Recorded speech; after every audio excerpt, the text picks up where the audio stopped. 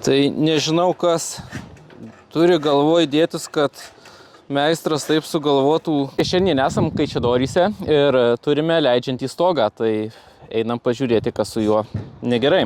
Sujungimas šlaito, o matosi, vat, tokių galiukų visur pridėliota. Kitoj pusėje skardelės, jos net nepritvirtintos, tokie.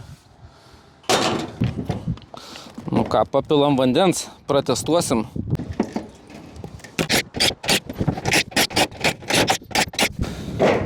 Na ir ką mes čia turim? Ogi turim visus 5 mm prakeistą skardą. Ir viskas bėga. Na ką, nulijo lietutis, panašu, kad vanduo jau nebeprabėga. Šiam kartui tiek, iki susimatymo kitose video.